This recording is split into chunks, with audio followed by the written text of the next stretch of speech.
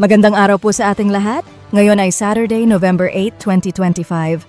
Narito po ang ating pinakahuling ulat ukol sa Bagyong Uwan na may international name na Fung Wong, batay sa Tropical Cyclone Bulletin No. 3 na inilabas ng Pag-asa alas 5 ng umaga ngayong araw.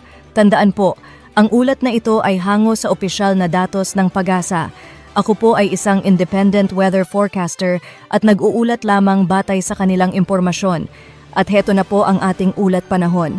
Patuloy pang lumalakas ang Bagyong Uwan habang kumikilos pakanluran-hilagang kanluran sa karagatang silangan ng Eastern Visayas.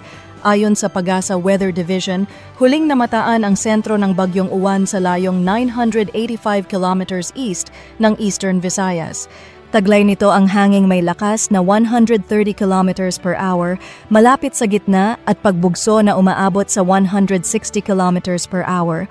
Habang kumikilos pakanluran, hilagang kanluran sa bilis na 25 kilometers per hour. Lumawak din ang sirkulasyon ng bagyo. Umaabot hanggang 780 kilometers mula sa sentro ang lakas ng hangin na aabot sa typhoon force level. Sa kasalukuyan, nakataas ang mga tropical cyclone wind signals sa mga sumusunod.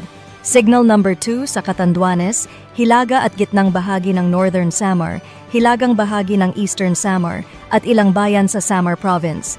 Banta ng hangin, gale force winds hanggang 88 kilometers per hour. Epekto, minor hanggang moderate na banta sa buhay at ari-arian. Signal number 1 sa malaking bahagi ng Luzon, kabilang ang Cagayan, Isabela, Aurora, Quezon, Bicol Region, Metro Manila, Mimaropa, Visayas at ilang bahagi ng Mindanao. Banta ng hangin, 39 to 61 kilometers per hour, minimal hanggang minor na pinsala. May mataas na panganib ng storm surge na posibleng umabot ng higit 3 meters sa mga baybaying bahagi ng Isabela, Aurora, Quezon, kasama ang Polillo Islands, Camarines Norte, Camarines Sur, Catanduanes, Albay, Sorsogon, Northern Samar at Eastern Samar. Pinapayuhan ang mga residente sa coastal areas na mag-ingat at makinig sa mga anunsyo ng lokal na pamahalaan.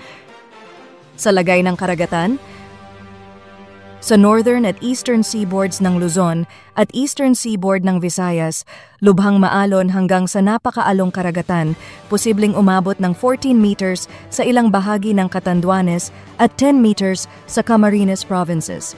Mapanganib ang paglalayag para sa lahat ng uri ng sasakyang pandagat. Lahat ng mangingisda at marino ay pinapayuhang manatili sa ligtas na pampang.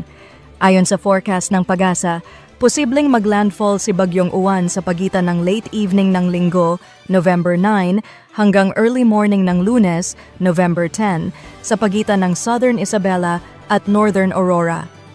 Posibleng maabot nito ang super typhoon category ngayong gabi o bukas ng umaga. Pagkatapos ng landfall, tatawirin nito ang Northern Luzon at lalabas sa West Philippine Sea sa Lunes ng umaga o hapon.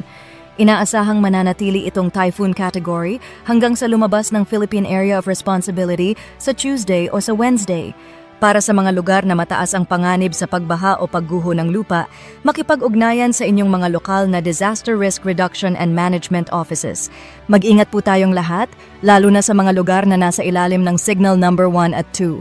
Yan po ang pinakahuling ulat sa lagay ng panahon ngayong araw ng Saturday, November 8, 2025. Muli, ito po ay batay sa opisyal na datos ng Pag-asa. Ako po ang inyong independent weather forecaster, nag-iiwan ng paalala. Manatiling alerto, maging handa, at huwag kalimutang mag-monitor sa mga susunod na update. Hanggang sa susunod na ulat, magandang umaga Pilipinas!